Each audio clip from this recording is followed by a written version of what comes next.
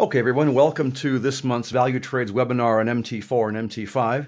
We're going to be taking a look at indicators, position size, and some risk management. So before we do that, we need to look at the disclaimer, of course. CFDs are complex instruments and come with a high level of risk, and you may lose your money rapidly due to leverage. 74.97% of retail investors lose their money with trading CFDs with value trades. Let's make sure you're not one of them. So let's move forward a bit now, and we'll take a look at what we're going to be looking at with MT4 today. My name is Brad Alexander. I've been working with value trades, doing videos and consulting and so forth with them. I enjoy working with value trades. They're my favorite client. I also work with some platform providers and fintech companies and some educators. So I'm sort of a platform junkie. I've been using MT4 for many years now. I'm a professional trader. And what I want to do is hopefully get some of my experience across to you in terms of what I like to do with MT4 and how to trade. So we're going to be looking at a lot of, within the next hour, a lot of technical indicators. Basically, what's important to understand about technical indicators is they look at price action that has already happened. There's no crystal ball with MT4 or trading, but we can use technical analysis to try to predict what is going to happen, and moving averages are the best place to start. So we'll look at that in a second. We're also going to look at moving average crosses, and I'll explain what that means in a few minutes. It will be obvious as we go. We want to look at some complementary indicators as well, like MACD, moving average convergence divergence. We'll be looking at Bollinger Bands, stochastic oscillators, Fibonacci, the Parabolic Sar, and I want to show you average true range. Average true range is not necessarily something you can trade with, but it does give you a good indication of what's happening with the markets. And we want to look at calculating position size. One of the downfalls of MT4, it does not have this built in. So I'm going to show you an easy way to sort this out. And we want to look at some basic risk management. So we've got a lot to get through in the next hour or so. So let me go straight to, thank you very much. I apologize, I have no idea why that's popped up. Okay. So basically we want to start off looking at MT4, and one of the things we need to do is to find out where we have our technical indicators, and that's quite easy to find. There's a little icon up here, and it lists your technical indicators under trends, oscillators, volumes, and some custom. So we're going to be sticking with some fairly basic stuff today. So what we want to do is look at the moving average to start. So here we have a moving average. Let's set our period to 200. Okay, here we have a 200 period moving average on the daily chart. You may hear, if you watch Bloomberg or any of the financial channels, you may hear them talking about the moving average quite a lot. And basically, they use a 200-day moving average to indicate whether we have a bullish or bearish market. So here we're looking at a chart where we have simply Kiwi yen. So what we can say is during this period, we would have had a bearish market. When the price crossed above, we have a bullish market. So this is a very, very basic way to use a moving average. And of course, we can use different periods. So we can do one of two things. We can create a new one, or we can modify the one that we have now. So here we have a moving average that's 200 periods. I've clicked on it, and I'm going to change it to a 100 period moving average. Okay, you can see that it actually hugs the price a lot better. One of the things that a lot of traders use moving averages for is as a line of support or resistance. So you can see here the 100 period moving average was actually acting as a line of resistance.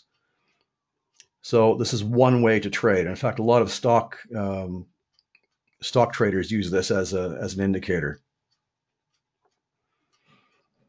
Okay, let's zoom in a little more. So let's take this moving average, and we're going to make it a lot tighter.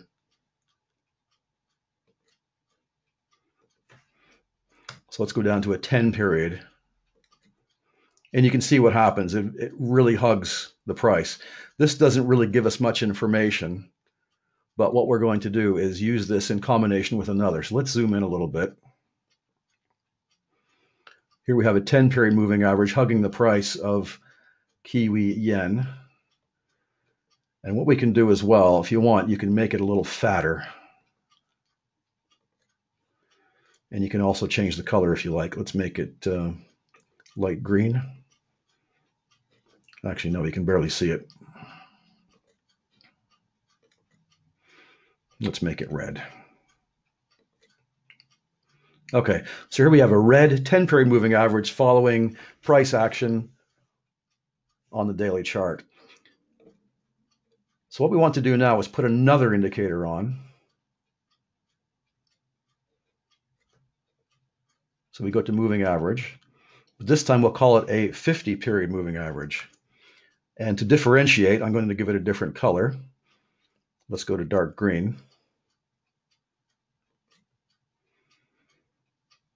Okay, so here we have two moving averages. Very often when beginning traders start, they are taught to trade moving average crosses.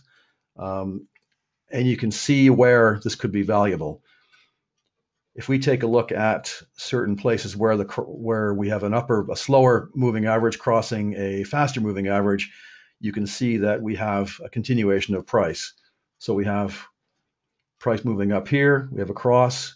If we took the trade, we would have done well. Coming back down, if we took the trade here, we would have done well, very well. Here, maybe not so well because not much happened. We have two situations here where we crossed. Here's a brilliant one here where the 50-period moving average, or the 10-period moving average crossed up into and past the 50-period. So we would have had a great opportunity here to buy at this point. A lot of traders don't necessarily like this method because it actually leaves you a little bit coming in too late. So if you'd taken a trade here, you would have done quite well. But a lot of traders will say, well, it's too late. I would have preferred to have gotten in here with a hammer candle, or maybe down here on support. But it's a very conservative way to trade, very safe way to trade. And you can, as you go along and you're learning to use moving average crosses, you can tweak, you can try different methods and different. So, for example, let's say I wanted to change this to an 8-period. And we'll change this one to, let's say, a 34-period. So it's a bit tighter, gives us a few more crosses, a few more points of cross. It actually gets us in a little sooner in this one. So we had several opportunities here if we had taken short or long trades based on the crosses. And these work on any time frame. So here we are on the daily chart. If we go back to the 4-hour chart, we can see that if we crossed here, if we got in here, we would have had a wonderful trade that carried on for quite a while. Here, we would have had mixed success. So you do have to be careful. You may want to wait until you have at least 2 candles closed before you get into the trade. It's up to you. You may want to, back testing this is quite easy. Turn off our scroll. You can actually go back and find many instances where we had great opportunities, where we had moving average crosses. And again, it's up to you whether you want smoother crosses, longer crosses, slower. You can change as you go, as I showed you before. In fact, some traders will even put in more than 2 moving averages.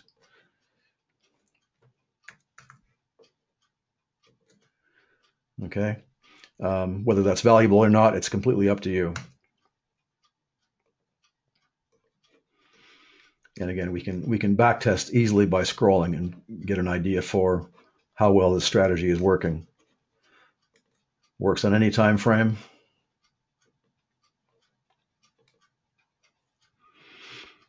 Okay, one of the things that is important to understand with technical analysis is that you may not want to trade simply on one indicator, one strategy. So what a lot of traders do is look at an oscillator. So here we have what we call a MACD, and I'm going to zoom out a bit. Let's go back to the daily chart. Whoops. Okay, the MACD is basically moving average convergence divergence. And what we're doing is measuring moving averages on price, but we're comparing it to it's a slow versus a fast. So the premise is that when the histogram on MT4 rises above the 0 mark, we have price moving in an upward trend. When the slower moving average crosses out of the histogram, we may have a reversal. So we can take a look using our crosshairs. We can actually see if that's true or not. We did. This one's a bit slow. Here we have price moving down below and MACD moving down below the 0. We had a clearly obvious downward trend. And here we had a perfect example where the moving average crossed out of the histogram. So we have a perfect reversal here where MACD showed us exactly where we were going. If we waited for the moving average cross, we would have been a bit late, but that's okay. That's a conservative trade. So we knew by the MACD and by the cross that we were in an upward trend. So getting it at this point would have been a very good trade, and that would have incurred 280 pips if you took that trade. So we can go along and see many, many instances where a moving average cross with a MACD would have worked out very well. So you see what I'm saying? Here we have a moving average cross. We want to get in to the upside. Our MACD has proven to us or shown us that we are actually starting an uptrend. And this is a very simple, very conservative way to trade. And this works on any pair, on any time frame. Okay, I've gone back to the 1 minute time frame, and you can see it's a bit noisy. This may not be the way to go if you're looking at trading very short time frames. In fact, if we look at this now, this looks like a great trade to take, but in reality, it was less than 4 pips. So we may not want to use the strategy on the 1 minute time frame.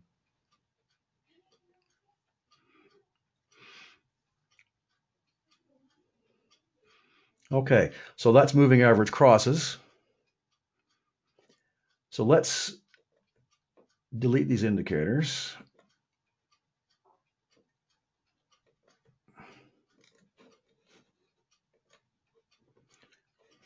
And I'm going to jump now into one of my favorites, which are the Bollinger Bands. Bollinger Bands were created by a guy called John Bollinger in the 1980s to trade equities on the stock market. And he used it more for measuring volatility, but it's actually very good for range trading. So you can see right now, we are in a variety of trends, up, down, up, down, up, down. And in this case, Bollinger Bands really aren't too useful to us. So let's try and find a situation where they are.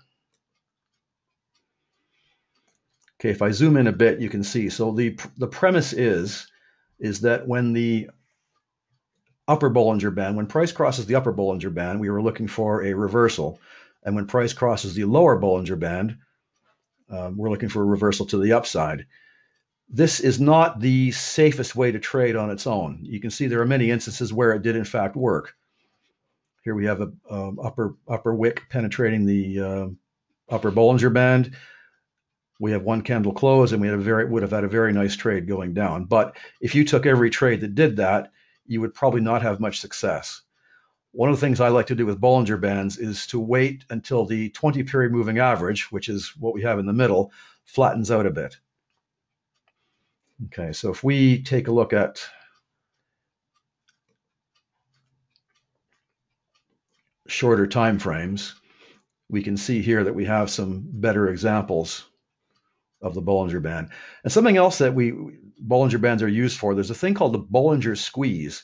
So if you see in a case like this, where the two upper and lower Bollinger Bands are getting closer together, that is what John Bollinger intended in the first place, was to measure volatility.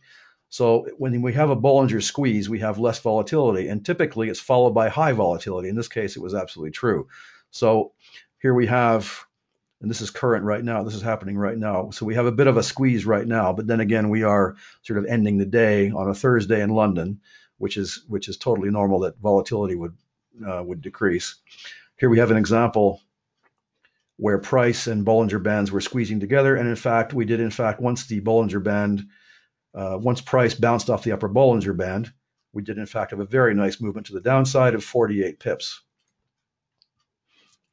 Okay, trading Bollinger Bands on their own is difficult, but what we like to do is, again, combine it with an oscillator. And one of the best to use with Bollinger Bands is the Stochastic Oscillator. So the Stochastic Oscillator is based on moving averages as well. And what it does, it actually looks at speed. It looks at the price change, but it also looks at the speed at which the close of the last candle happens. So what we're looking for with with stochastic oscillators, we have a scale between, let me zoom out of here a bit, between 0 and 100. And the idea is that when the stochastic oscillator is above 80, we call it an overbought situation. So we're looking for a reversal. And when it goes below 20, we call it an oversold situation. So we may have a reversal to the upside. So let's find a situation where that actually played out. Here we're coming back to our daily chart on Kiwi yen again. So I'm going to zoom out a bit. So right now it looks like a bit of a mess. You can compress this quite nicely. So if we did in fact follow our stochastic oscillator, you can see where we actually did have some nice reversals. Here we have a situation where price was trending down. The wick penetrated an upper Bollinger Band, and we had stochastics reversing from the overbought situation to the on a downward trend. So if we'd taken the trade when the stochastic oscillator crossed, we would have had a nice trade. I personally use stochastic oscillators a lot. I don't necessarily use them with Bollinger Bands, but even in scalping, I find that they're very, very useful and very accurate. So we can, for example, go down to the 1 minute time frame. Again, as I said, this is a bit noisy. Let's zoom in and take a look anyway. But you can see, in fact, where we had a cross of the lower Bollinger Band, and stochastics told us to go long. Here we had several penetrations of the lower Bollinger Band, but if we follow our strategy and not use it unless we have the stochastics crossing, then we're much safer. Of course, like any technical indicator, they're not always perfect. So here we have a situation where we would not have had a good trade. But again, I'm using the 1 minute time frame, which is probably not fair. But here we have a situation where we have an upper Bollinger Band being penetrated. We had stochastics going down below the 80 line, and that would have given us 6 pips, which again on 1 minute time frame is not very much. So let's try the 5 minute time frame. Again, you can back test this, and you can see where we have very, very large movements, that the entire Bollinger Band structure gets thrown out of whack. So it's not necessarily useful for very strong trending situations.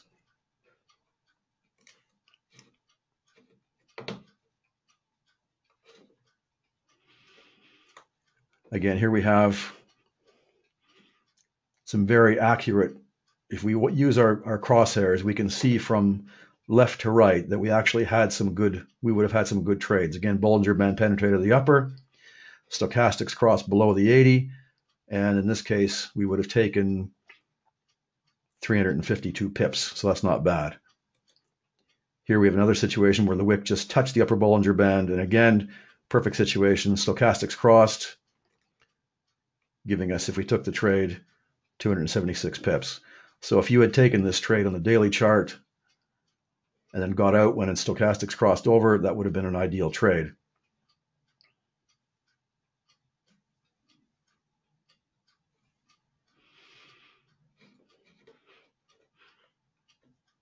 Okay, I'm going to show you something quick on. You can go to your indicator list at MT4. Oops, excuse me, it's gone to the wrong screen. There we are. And you can actually delete your indicators as you go.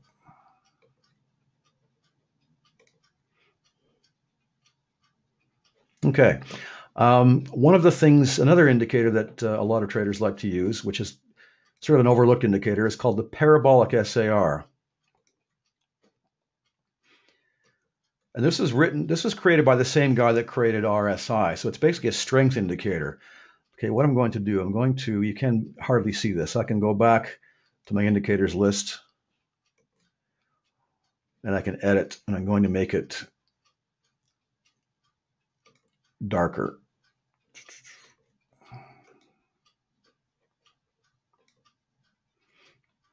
No, it's not going to work. Sorry about this.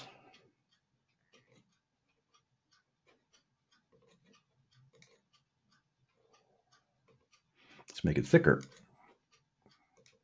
There we go. That's better. Okay. The premise is that when the dots are above price, we have a downward trending market. When we have dots below the price, we have an upward trending market. And as you can see, if you backtest, it's actually quite accurate. Ranging markets, the Parabolic SAR doesn't necessarily work that well. But this is a very good confirmation signal. So let's, for example, what a lot of traders will do is use something like the Parabolic SAR with a moving average, let's say 200.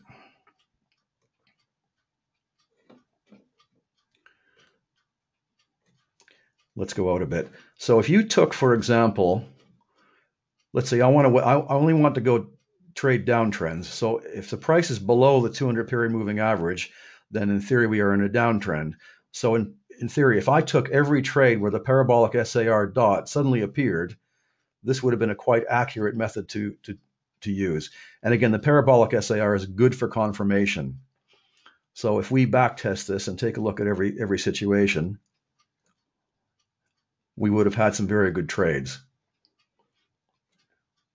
So in this case, in this area where we were below the 200 period moving average and we took trades to the upside, or to the downside, we would have done quite well. And again, you can always use this in combination with another oscillator.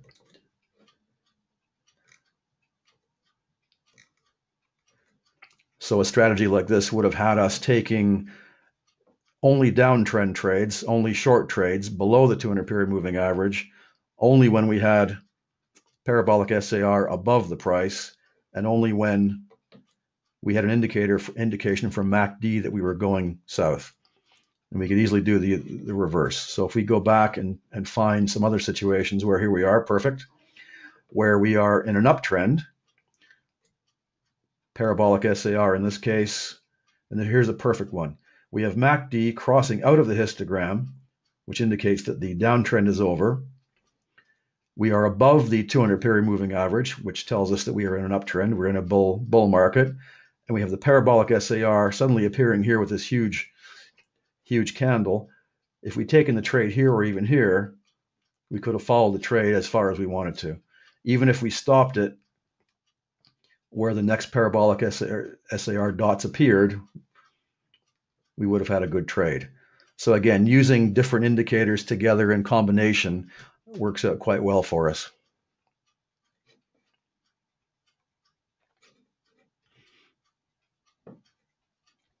Okay, let's get rid of all these.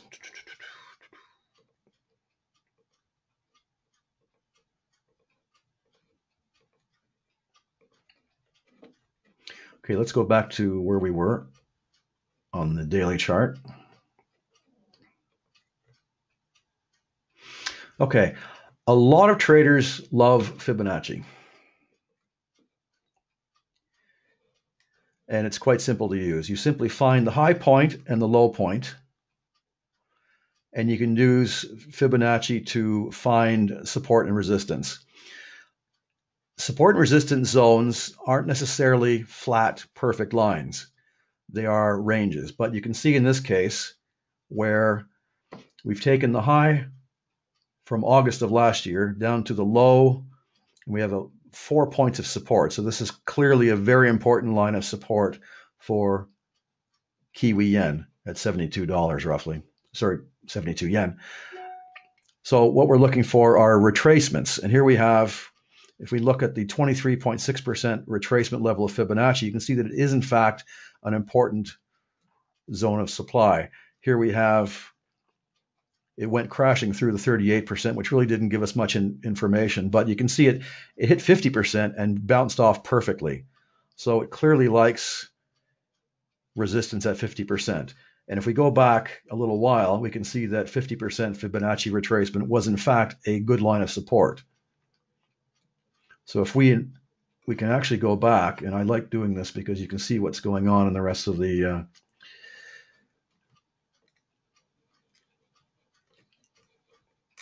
we may find that different lines of support and resistance, in fact, here we have an important line of support at 0%, 23%, 50%, which is right here. Sorry, I lie, 38%. And if we go back even farther, and we've lost it now, but we can see that the 50% line from a long time ago was actually a good line of support and resistance. One of the reasons Fibonacci actually works is that quite simply a lot of traders use it. A lot of professional traders use it. I know a lot of deliverable companies who use it to trade their own funds. A lot of banks use it. So it's a fait accompli. Basically, if people are trading, I mean, here we have an example where price bounced off hit the 50% Fibonacci level. So that tells us there were some important orders sitting at this level at 78 yen. So it was no accident that this actually reversed. So again, if everybody trades in the same direction, all the banks, all the institutions, all the retail traders, you will in fact have that happening. And that's one reason that Fibonacci does work, because simply a lot of people use it. So if we go to a different pair,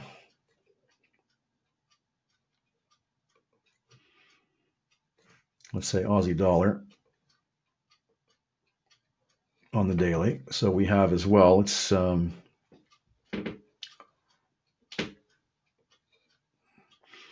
the highs down to the lows. So here we have a situation again where the 38% Fibonacci was a very important line of support and resistance. So this in fact was true. You see what I'm saying here? So not only was it a line of support coming down, it was a line of resistance. And this very often happens. If you've traded for any length of time, you know that support and resistance can in fact be the same line. So here we have a situation where we got to the 23% and price has been stalling there. So we have a chance of it going up to the 38%, which again, we're happy to say is resistance, or in fact, it may come back down to the 0. Another way to use Fibonacci, and I'm going to take a chance here. Let me just zoom out a bit.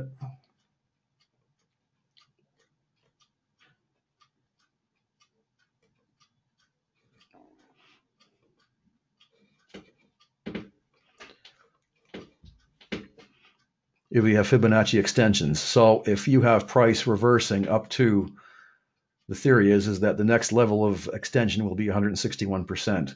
So if we go back a bit,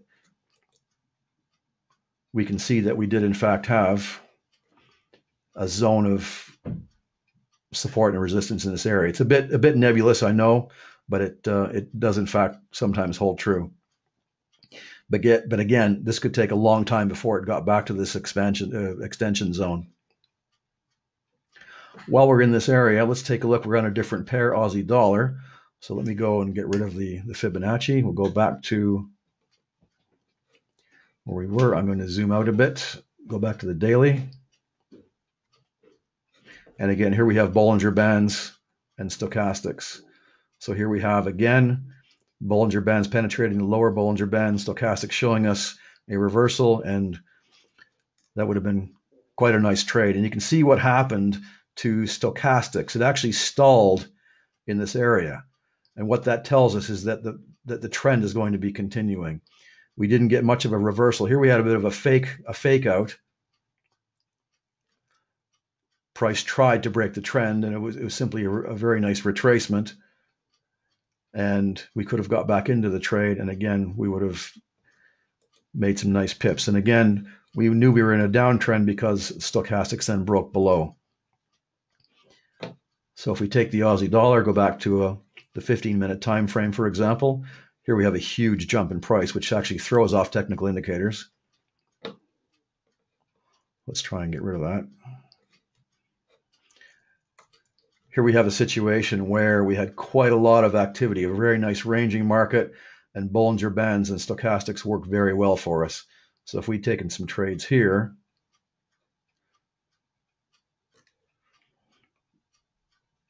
it's not a huge amount, it's about 15 pips, but you get the idea. You see where Bollinger Bands and stochastics work quite well together. And again, you have to be very careful. If you see a chart like this and you're setting up for a trade and you do a quick measurement, you can see this is only 13 pips. It may not be a good time to trade. So, speaking of a good time to trade, what I want to show you now is average true range. So let's go and get rid of all these indicators on this chart.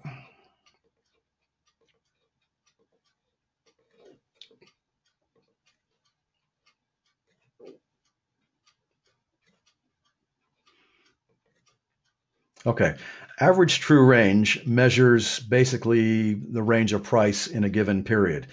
And typically we use it only on the daily chart because we want to know what's happening to the markets. It's set for MetaQuotes at 14 days.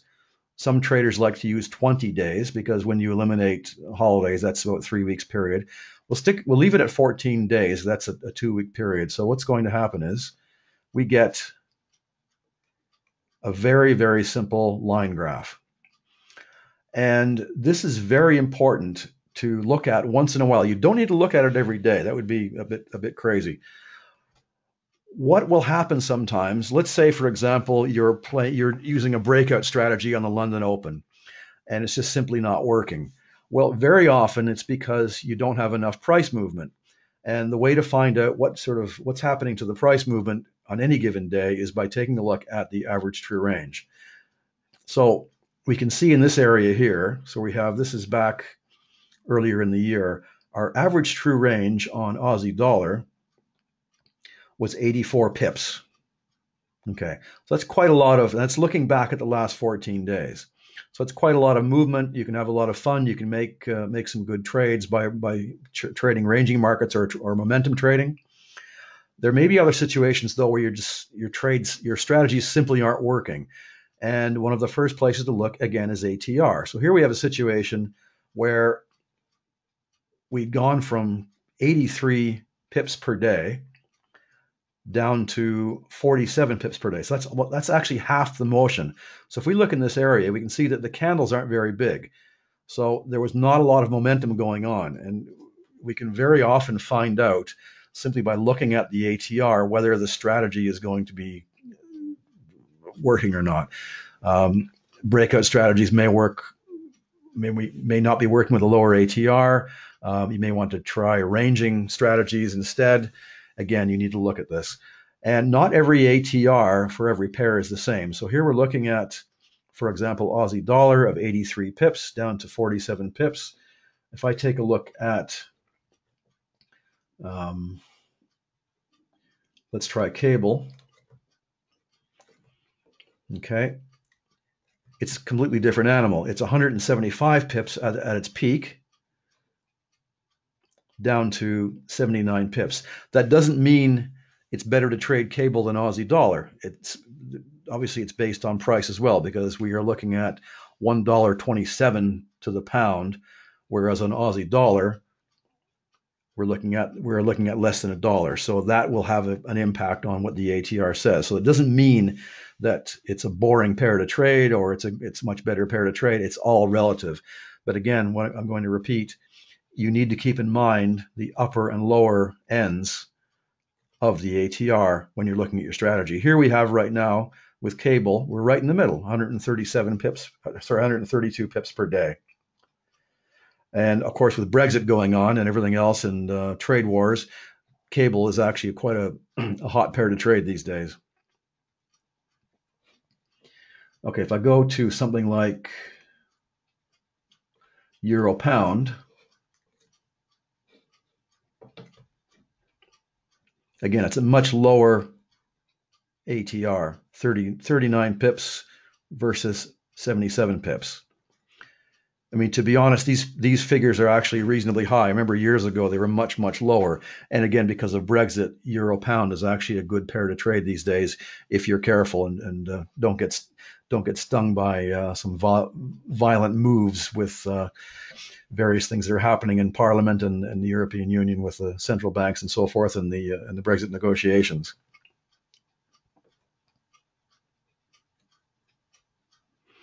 Okay. If you've got any questions, please feel free to pop into the chat window.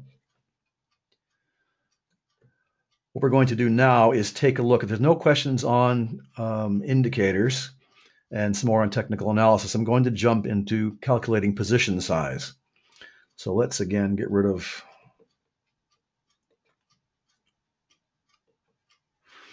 Okay. One of the downsides of MT4 is that there's no real way to calculate your position size. You have to be very careful. And I'm going to, excuse me, I'm going to show you something that has caught out many, many beginning traders. So if we right click, and again, this is a demo account, so we're not actually doing any live trades. And I need to be on a V pair. Sorry, let me go down to, right, let's go back to Kiwi Yen. I will get rid of these. Oops, we've lost our window. There we go. Okay, so as you know, we have various ways to place an order. So let's go to new order. And what we do when we select our position size, and MT4 calls it volume, one of the things you need to be very, very careful with. On this account, my smallest trade I can place is 0.01 lots, and then goes to 0.02 lots, et cetera, 0.5. One of the things you have to be very careful with is that you don't realize, if you're not paying attention, that suddenly this jumps to 1 lot. Our brains will tell us that if it goes 1, 2, 3, 4, 5, it's going to be a gradual increase to, say, 0.1. So it's not uncommon for a new trader, to accidentally trade a position that is far too high simply because they missed this. So the way around this is to not use this at all. Simply type in the lot size you want, so 0.05, for example. And again, this is just a note to be very, very careful with this little trick on MT4. It's not done by value trades. This is built into the software. So one of the things I want to talk about is setting your position size and doing a bit of risk management. So here I have created a very, very simple spreadsheet. Okay, and you can do this with any spreadsheet, Excel, whatever. There are a myriad different calculations out there for pip size and position size and so forth. You can go online. Penelope tells me that Value Trades is going to be putting one on their website, probably when they have a new website. They don't always work. You have to be very, very careful. But I'm going to show you a very simple trick that I taught myself years ago. So first things first, though, let's take a look at our risk per trade. And this is a very simple, these 3 cells are the simplest spreadsheet you can, simplest setup you can have. Here we have an account size of $10,000. And I want to risk per trade 1%. So all I'm doing here with this cell is taking the account size, dividing by the percentage, and I get my risk per trade. Very, very simple. So if I say I have an account of, and here we have a $10,000 account, I want to risk 1% per trade, so my risk per trade is $100. Very, very simple. So if I have a $500 account, my risk per trade is 5, whether it's 5 pounds or $5. Let's stick to dollars because this account is in dollars, as you can see down here. Okay, let's go back to, it's a demo account. We've got 10,000 to play with. So if I want to be a bit more daring, I want to risk 2%, it changes it to $200. If I want to be very careful, I'm a bit more conservative, or I'm using a scalping strategy, so I want to risk 0.5%. Oops, that didn't work out well, did it? It was a percentage, so. I've lost my percent. I apologize.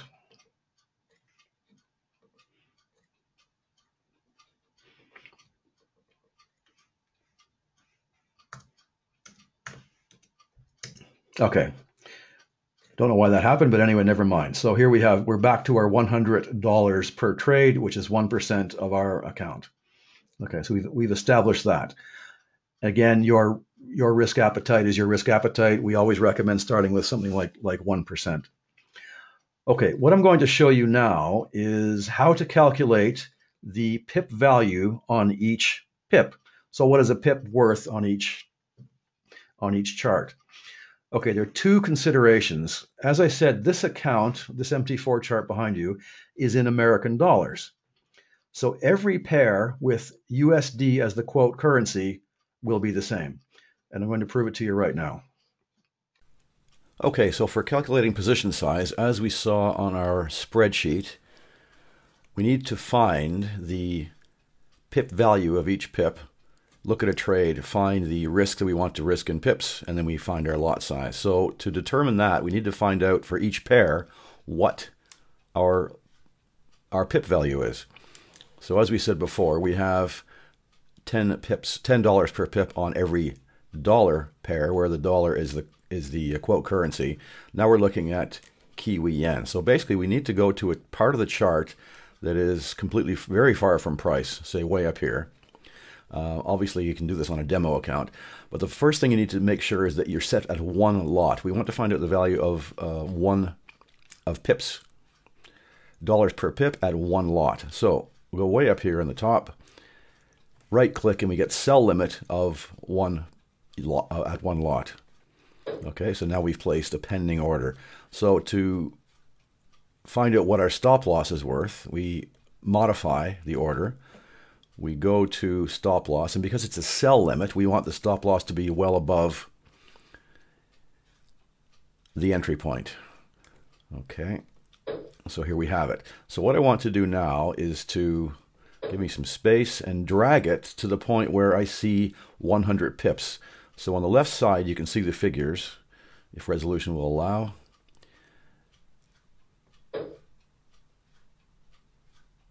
Okay, so I've got roughly 100 pips, and that's about $900, $899.9.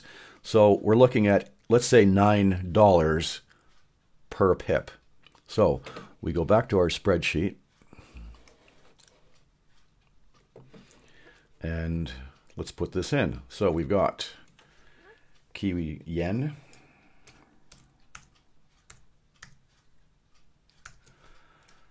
and as we said, we've got $9. Okay, that's fine. So now what I want to do is actually find a trade to take. So let's do that. Let's say I want to short here. First of all, let's get rid of this order.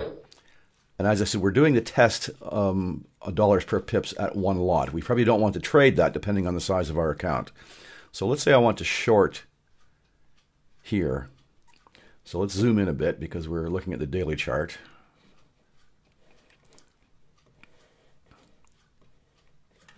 Okay, so I want to go short here. We're in a kind of a pennant, very serious pennant.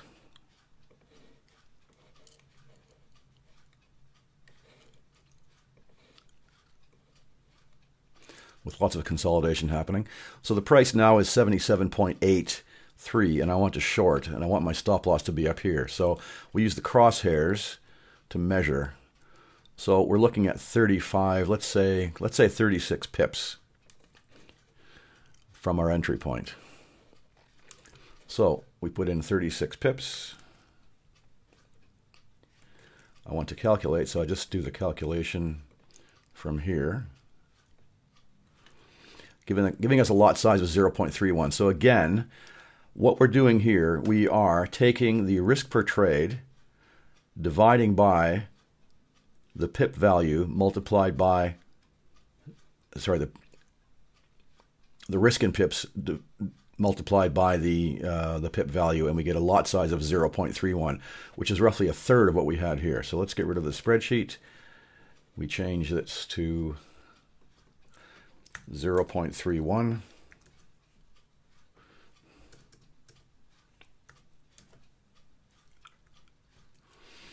Okay, so we're there. So now if we take a sell position at 0.31, drag our stop loss to here,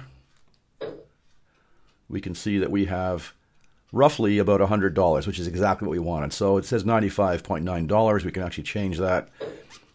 So we now have a risk of $100. So we've done it. We've actually created a 1% risk on our account on a sell trade on Kiwi yen, and our stop loss is at 1%. So of course we want to take profit. We want our risk reward ratio to be something substantial. So if we look at this, we're looking at a profit of about $300 if we hit this target, and we've risked $100. So that's a very simple way to look at setting your pip size and your lot size. Okay, tell you what, let's go back to another one. Let's try pound Kiwi.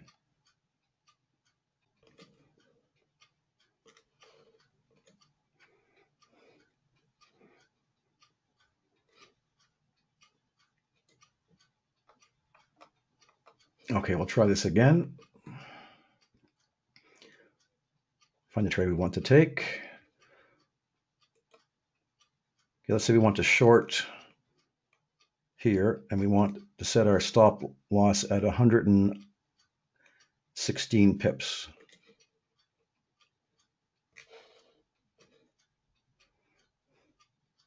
So we go back to pound Kiwi, 116 pips. So it's giving me a lot size of 0.13.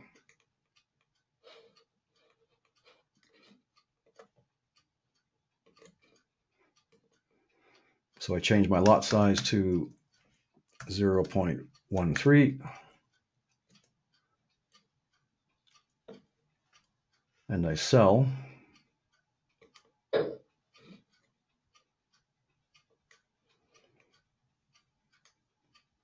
And I put my stop loss at the point where I projected, and it does in fact give me my risk of about $100. In this case, it was $113, $111.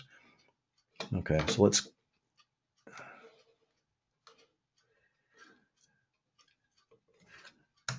This was clearly wrong. I apologize.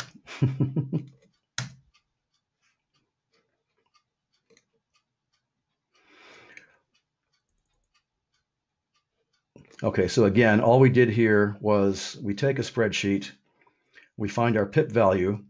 In this case, euro pound Kiwi was $6.84. We want to risk 116 pips, and the calculation is simply a risk per trade times the risk in pips divided by the risk in pips, times the pip value. Okay, something else I want to show you is, as I said earlier, this is an account in dollars. So let's switch to an account in pounds.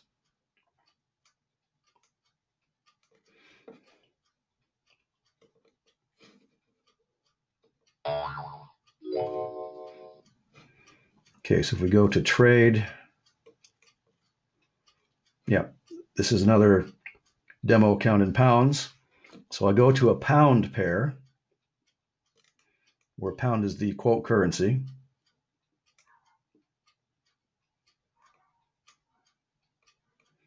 All I have to do is find one. Here we are. I changed this to one lot. That's where I made the mistake before.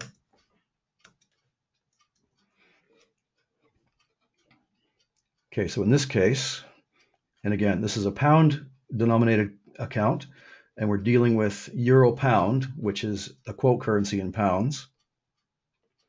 So I'm going to place a buy limit right here. I'm going to modify the order.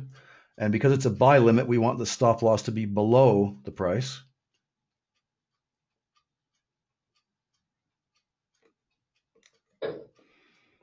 Okay, again, we move this to the point where it's 100 pips below our entry point. I'm going to have to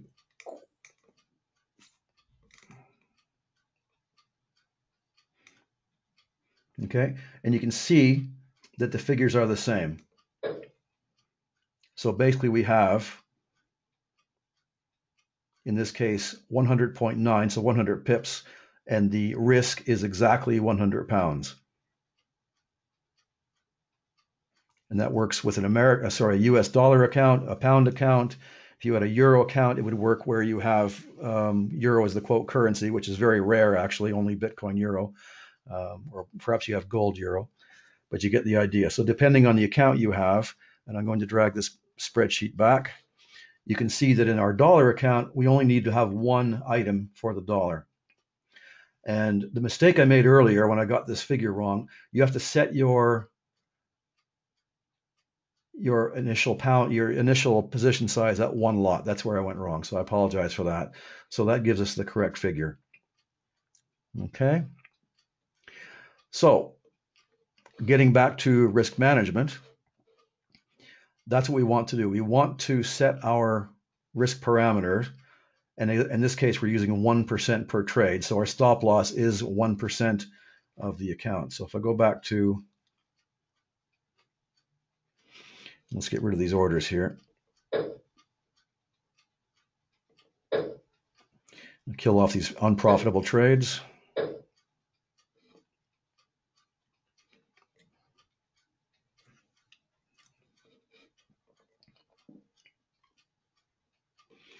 Okay, so here we have our euro pound all set up.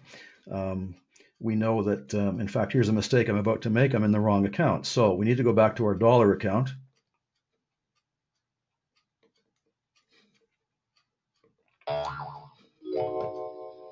Okay, we're back in dollars now. So let's say I want to,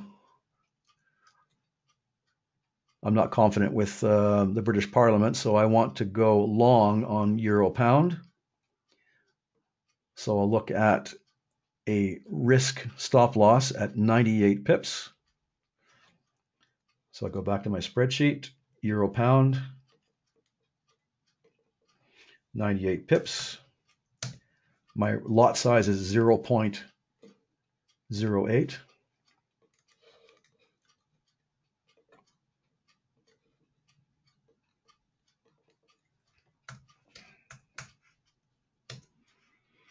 Okay, so I said I want to go long, so I'm going to buy.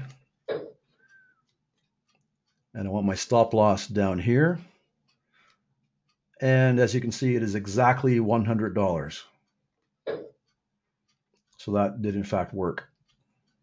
So again, that's a very simple way, if you do it correctly the first time, of calculating your cost per pip and using a very, very simple mathematical formula to find it.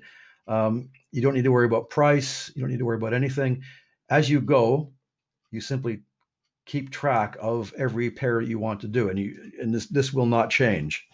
The only thing that may change, obviously, if you're doing well and your account size changes, then you can simply up this. As your account size gets larger, you'll be allowed to risk more. So instead of risking 100, I can now risk $120 per trade if my account grows. Obviously, if your account gets smaller, which is a situation we don't want to have with Value Trades customers, then your risk becomes $80 or whatever it happens to be.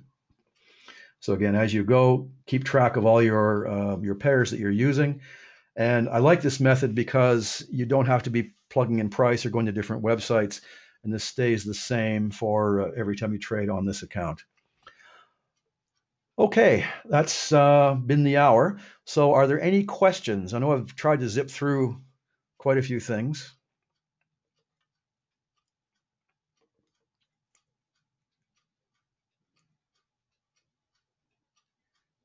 I've got a question from DY. What's the difference between MT4 and MT5? Also, MT4 and 5 allows more than one account of the same person. Well, if you have an account of the same person, MT4 does that as well. You can have MAM and PAM accounts, and you need to speak directly to Value Trades about that. In the areas that we've talked about today, which are technical analysis and position size, MT4 and MT5 are pretty much the same. There are quite a few differences for the broker with MT4 and MT5, and there are some interesting things that MT5 has. If you caught my webinar from last month, the charts within a charts on MT5 are great. I've got a question from Penelope. Which are your favorite indicators? Well, my favorite indicator has always been Bollinger Bands and stochastics. As a professional trader, I do a lot of scalping. And as I said earlier, if I'm being very careful and I have to watch the pip value and watch the ATR, I don't always use Bollinger Bands, but I almost always use stochastics. And I try to do a lot of range trading simply because, and while you're asking what my favorite indicator is, my favorite indicator will always be a horizontal line because support and resistance are absolutely critical. I think you'll find if you've blown up an account, which hopefully nobody has, but I'm sure there are a few out there, quite often you get into trouble by selling too close on the wrong side of support, or maybe buying on the wrong side of resistance and price reverses on you. So using support and resistance, simply drawing horizontal lines, is your first port of call with anything. Right. Lauren's asked the question, do you think MetaQuotes will stop supporting MT4 and move everyone to MT5? Well, I've been in the business a long time, and Penelope can answer the same question. We've seen so many webinars and seminars from MetaQuotes saying they're going to stop MT4. The truth is, if you're with an established broker like Value Trades, you'll have MT4 for quite a while. New brokers need to switch to MT5. The beauty is for the actual trader is that the interface is very similar. For the broker, it's a different animal completely. The big downside, and it doesn't really affect us today, is that people who program EAs, I know some guys who have literally hundreds of EAs, expert advisors, for MT4, and they simply will not work in MT5. Right. Grace is asking the question, what do you think will happen in the markets with Brexit? Will it happen or not? Well, gosh, I wish I had that crystal ball. I mentioned earlier about the ATR on euro pound. It used to be the most boring pair to trade. These days, it's actually quite exciting. And again, this gets down to fundamental analysis, whether using technical indicators or not. I've actually made some nice trades recently with weekend gaps, and that's a different topic. We may have a webinar one month on weekend gaps. Is it going to happen or not? I don't know. I live in London. We're all very, very confused. This is a topic really not so much for trading, but for politics. Right, I've got a question from Liam. He says, I prefer MT4 than MT5. What do you think about the product and the dollar index? I'm not really bothered either way, to be honest. I have used both MT4 and MT5, and again, for me, the big thing about MT5 is the charts within the charts. I think that's awesome. I wish MT4 had that, because I like to monitor different time frames. And again, the debate remains whether MT5 is going to be the standard. They keep saying they're going to bring it in and eliminate MT4, and year goes on, another year goes on, and we're still with MT4. So it's a very good platform. Everyone likes it. The brokers like it. The traders like it. It's very flexible. Again, my only complaint about MT4 and MT5 is it's very hard to calculate position size. And if you make mistakes like I just did during the webinar, it's even harder. Okay, any more questions?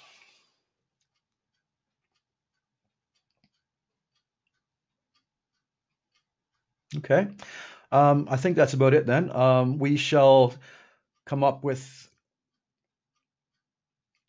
oh, I'm sorry.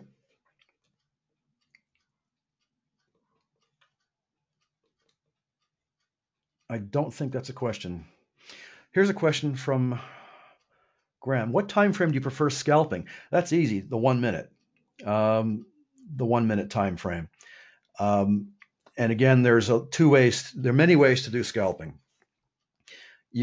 Ranging markets are the best way to do it. But again, with ranging markets, you need to be careful that you've got enough pips to make it worthwhile. If you've got a ranging market that's going up and down 5 pips, it's not worth it. You're simply going to get stopped out and not make enough money. There are some pairs that do very, very well in the afternoons in the New York session, like CAD yen or even pound yen.